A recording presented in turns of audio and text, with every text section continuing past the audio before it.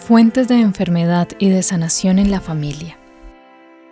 El texto que les voy a compartir a continuación hace parte del libro Órdenes del Amor de Bert Hellinger.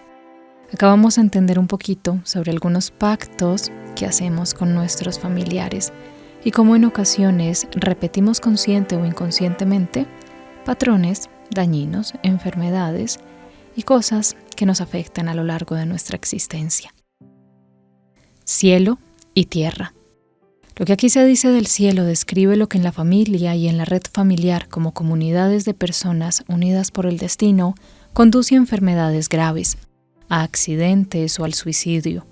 Y lo que se dice de la tierra pretende describir lo que a veces logra dar otro rumbo a estas suertes. Enfermedades graves o accidentes y suicidios en el seno de la familia o de la red familiar son desencadenados por procesos que se entrelazan con imágenes del cielo, de sufrimiento y de expiación en lugar de otras personas, de un reencuentro después de la muerte y de inmortalidad personal. Estas imágenes inducen a un pensar, desear y actuar mágicos en los que el enfermo o el moribundo cree que a través del sufrimiento deliberadamente aceptado puede redimir a otros de su sufrimiento, aunque éste forme parte de su destino. La comunidad unida por el destino.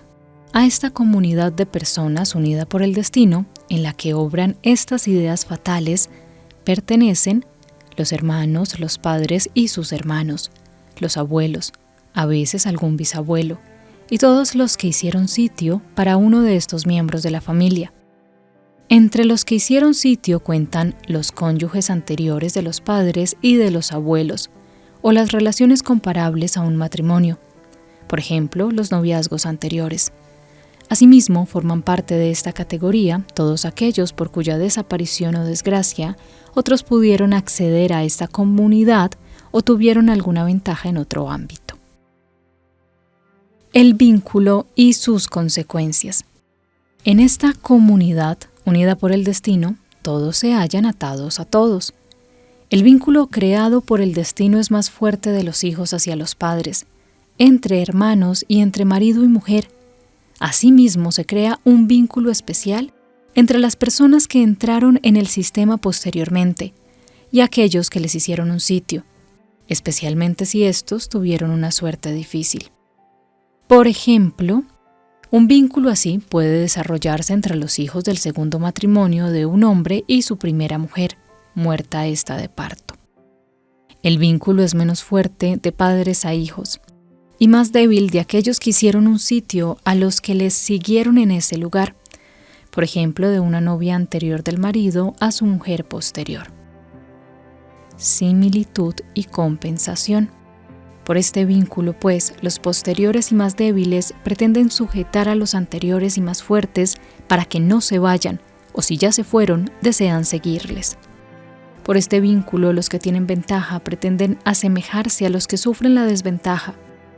Así pues, los hijos sanos quieren parecerse a sus padres enfermos, y los pequeños e inocentes a los grandes y culpables. Por este vínculo, los sanos se sienten responsables de los enfermos, los inocentes de los culpables, los felices de los desdichados y los vivos de los muertos.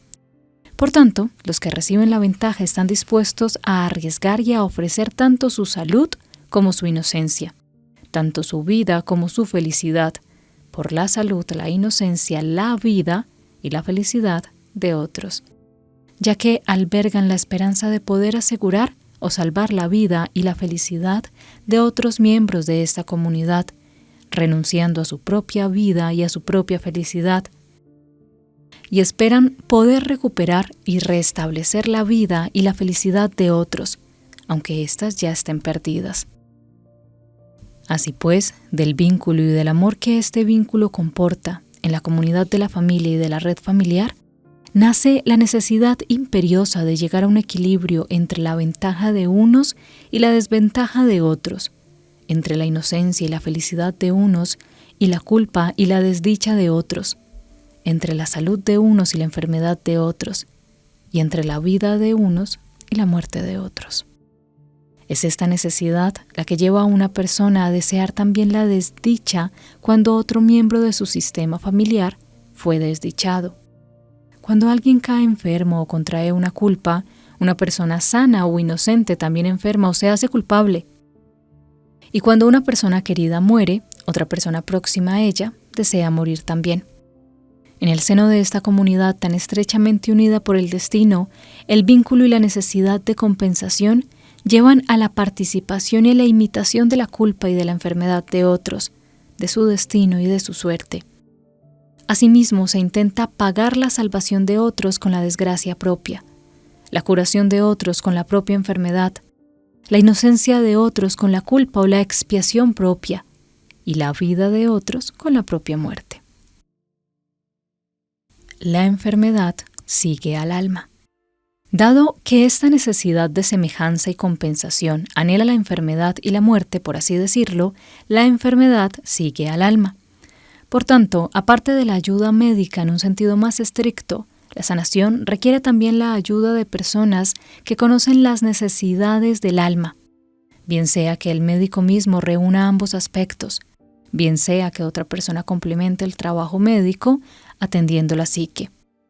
Ahora bien, mientras el médico se esfuerza por curar la enfermedad a través de su tratamiento, el psicoterapeuta más bien se contiene, ya que lleno de asombro se halla ante fuerzas con las que le parecería arrogante competir.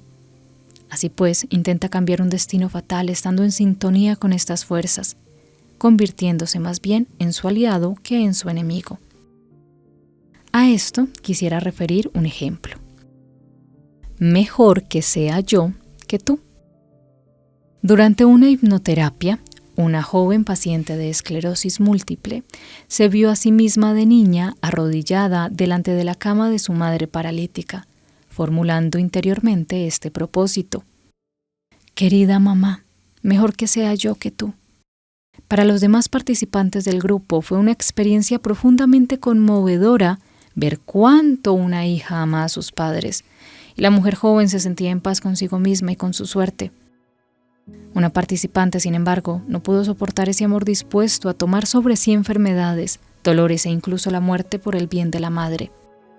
Le dijo al terapeuta: deseo de todo corazón que puedas ayudarle. El terapeuta se quedó perplejo. Para él fue como si lo hubiera deshecho todo. Ya que, ¿cómo es posible que alguien trate el amor de la hija como si fuera algo malo? ¿Acaso no heriría el alma de la hija agravando su sufrimiento en vez de aliviarlo?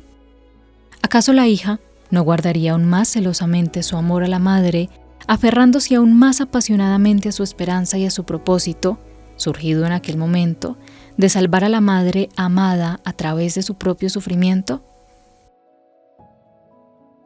El amor consciente. Sacar a la luz el amor del hijo es frecuentemente todo lo que puede y debe hacer un terapeuta que conoce la envergadura de ese amor. Cualquiera que sea la carga que haya tomado sobre sí por este amor, el hijo tiene la seguridad de estar siguiendo fielmente a su conciencia, sintiéndose noble y bueno. Ahora bien, en cuanto con la ayuda de una persona entendida haya podido salir a la luz el amor del hijo, quizás se haga patente también que la meta de ese amor permanece inalcanzable, ya que ese amor alberga la esperanza de poder sanar a la persona amada a través de sus sacrificios, de poder protegerla de la desgracia, de poder expiar su culpa, y aunque haya muerto la persona amada, llega al extremo de pensar que incluso podría recuperarla de entre los muertos. Por tanto, si junto con el amor infantil también se hacen patentes sus fines infantiles, el hijo, ahora adulto, quizás se dé cuenta de que con su amor y con sus sacrificios no puede superar ni la enfermedad, ni el destino, ni la muerte de otros, sino que debe encararlos con impotencia y con valentía, tomándolos tal como son. Así pues, las metas del amor infantil y los medios para alcanzarlas son desengañados en cuanto salen a la luz, ya que forman parte de un concepto mágico del mundo que resulta insostenible ante el conocimiento del adulto. El amor, sin embargo, perdura.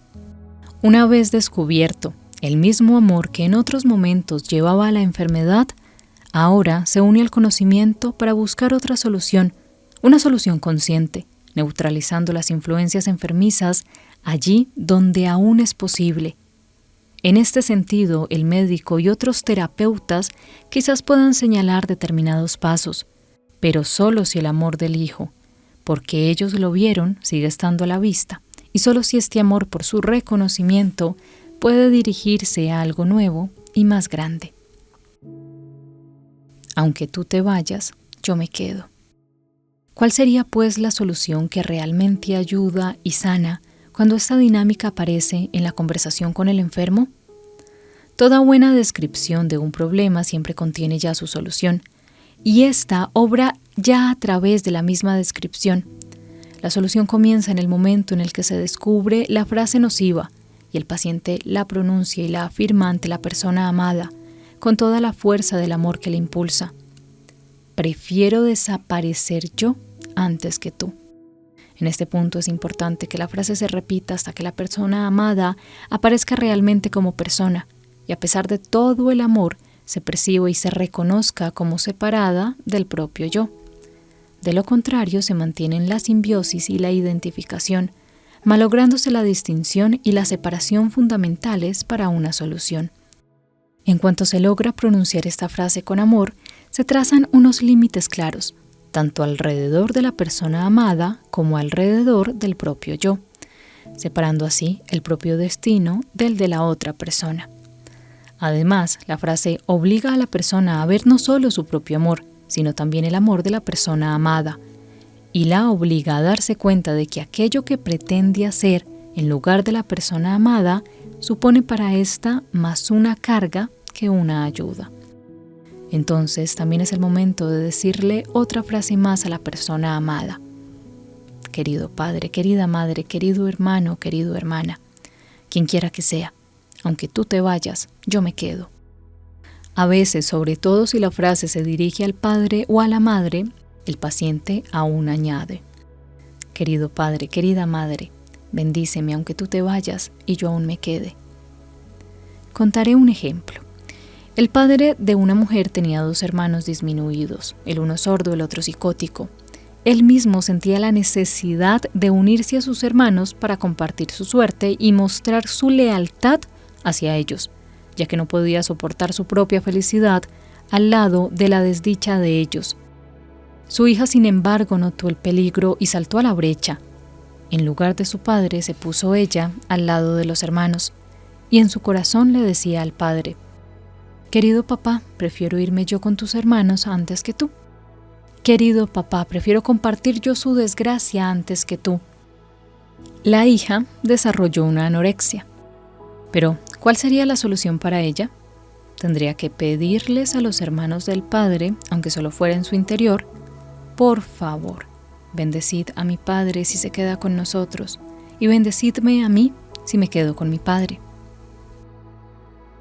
Te sigo. Detrás del deseo del padre o de la madre de desaparecer, deseo que el hijo pretende evitar con la frase de «mejor que sea yo que tú», por parte de los padres frecuentemente se halla otra frase que ellos pronuncian como hijos hacia sus propios padres o hermanos cuando estos murieron pronto o estuvieron seriamente enfermos o disminuidos. La frase es esta: te sigo, o más concretamente, te sigo en tu enfermedad o te sigo en la muerte. Así pues, la primera frase que obra en la familia es te sigo. También en este caso se trata de la frase de un niño, pero ya más tarde, cuando estos niños ya se han convertido en padres ellos mismos, sus hijos, a su vez, evitan que la cumplan diciendo mejor que sea yo que tú. Aún viviré un poco. Donde aparece la frase de te sigo como trasfondo de enfermedades graves, de accidentes o de intentos de suicidio, la solución que ayuda y que sana sería también que el hijo le diga y le prometa a la persona amada con toda la fuerza del amor que le mueve: querido padre, querida madre, quien sea, te sigo. También aquí es importante que la frase se repita todas las veces necesarias hasta que la persona amada sea vista como una persona real, y a pesar de todo el amor pueda ser percibida y reconocida como separada del propio yo. Así, el hijo se da cuenta de que su amor no supera la frontera que lo separa de la persona amada que ha muerto y de que tiene que detenerse ante estos límites. También aquí, la frase obliga a reconocer tanto el amor propio del hijo como el amor de la persona amada y a comprender que ésta puede llevar y cumplir su destino con más facilidad cuando no le sigue nadie, sobre todo, no su propio hijo. Así pues, el hijo puede decirle también una segunda frase a la persona amada que murió, la frase principal que le libera y le redime de la obligación de imitar su suerte fatal. Querido padre, querida madre, querido hermano o quien sea, tú estás muerto, yo aún viviré un poco y después moriré también. Cuando el hijo ve que uno de sus padres quiere seguir a alguien de su propia familia de origen en la enfermedad o en la muerte, tiene que decirle: querido padre, querida madre, aunque tú te vayas yo me quedo, o aunque tú te vayas te recuerdo con cariño y siempre seguirás siendo mi padre o mi madre. O cuando uno de los padres se suicidó: respeto tu decisión y tu destino, siempre seguirás siendo mi padre o mi madre y yo siempre seguiré siendo tu hijo. La fe que lleva a la enfermedad.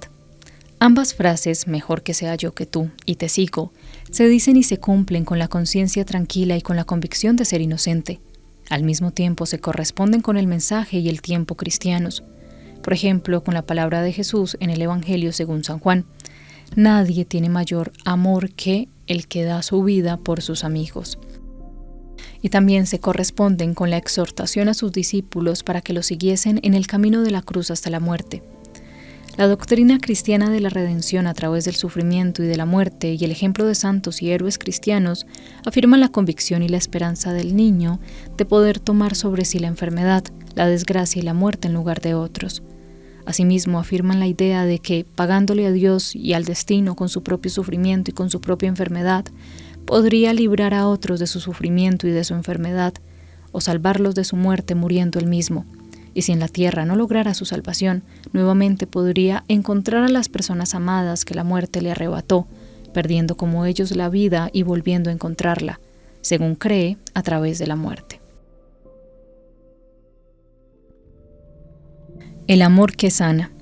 Cuando se dan estas circunstancias, la sanación y la salvación se hallan más allá de la mera intervención médica o terapéutica.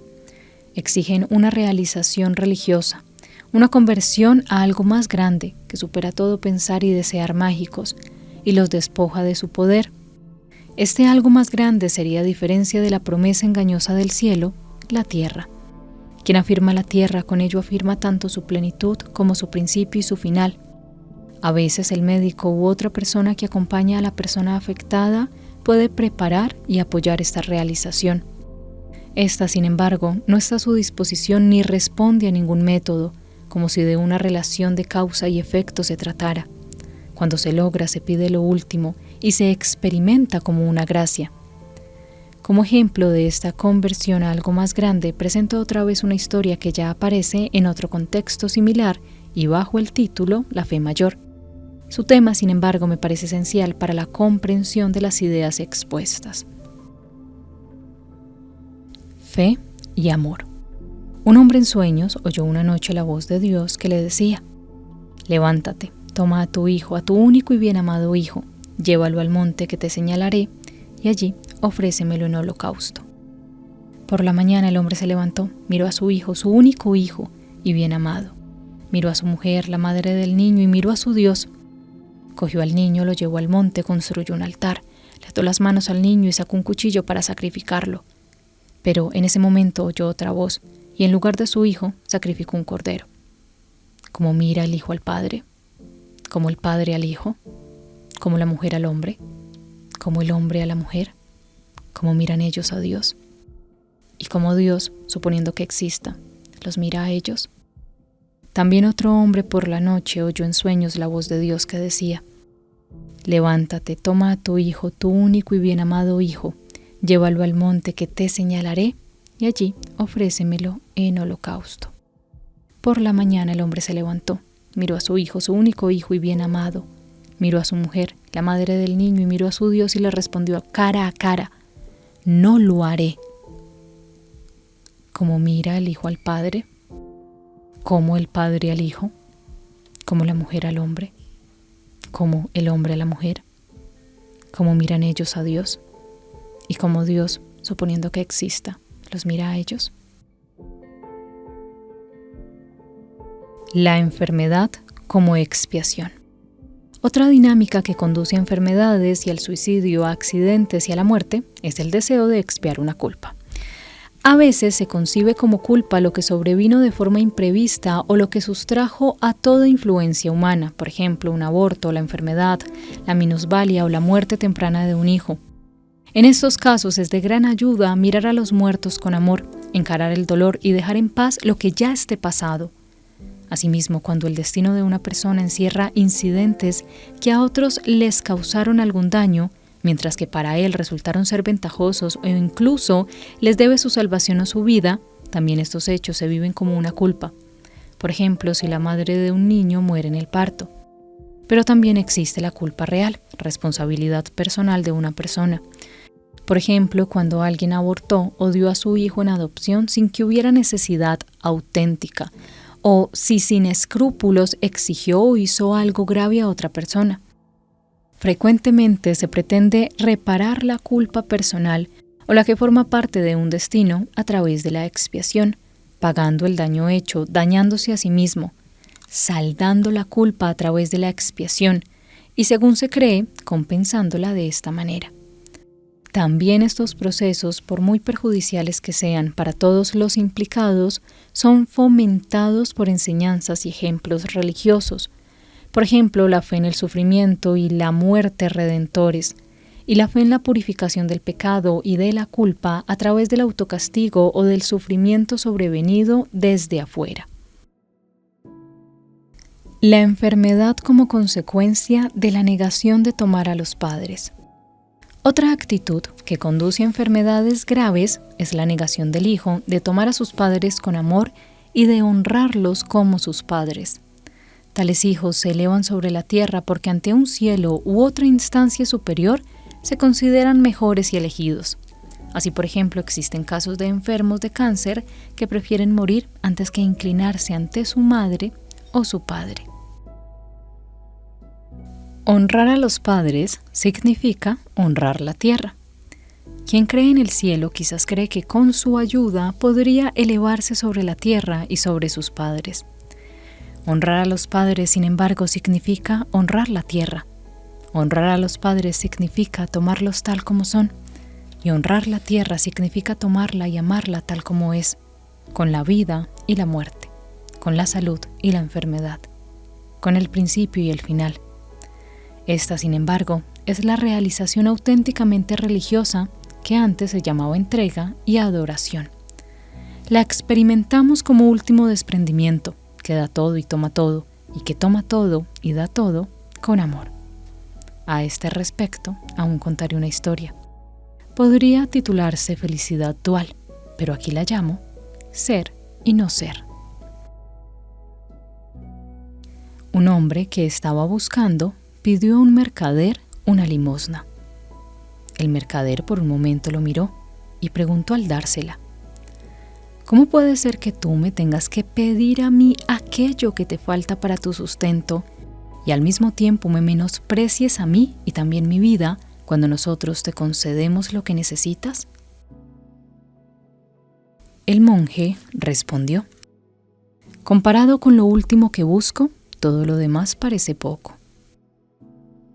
El mercader, empero, volvió a preguntar: si un último existe, ¿cómo puede ser algo que pueda buscar o encontrarse como si al final de un camino se hallara?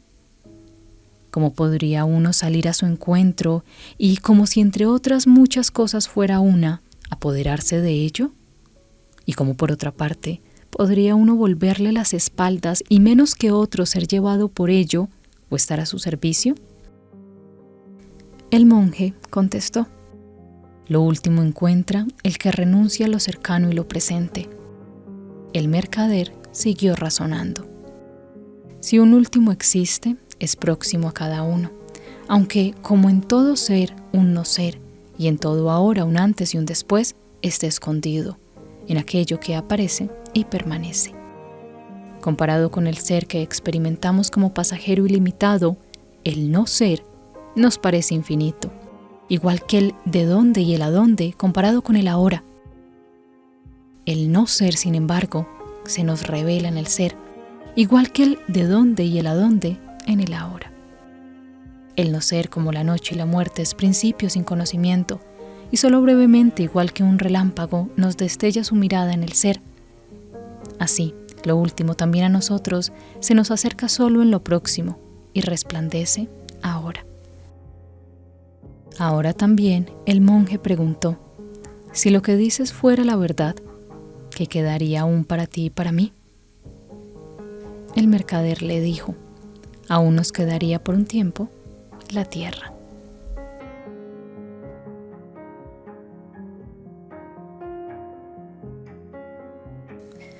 Tomarnos el tiempo de identificar cuáles son los tratos que en algunas ocasiones hemos hecho a través de los años con nuestra familia nos ayuda a entender muchísimo mejor cómo funcionan nuestras dinámicas familiares y cómo nos pueden estar afectando a un nivel muy profundo, no solo a un nivel psicológico y emocional, sino también a un nivel físico. Gracias por escuchar, espero que les haya gustado. Cuéntenme en los comentarios si en su familia se repiten estos patrones de pronto de personas que han dicho ¿por qué no me pasó a mí? Es que yo me quedo con tu enfermedad, y después, más adelante, esa persona o sus hijos manifiestan aquello que en algún momento dijo.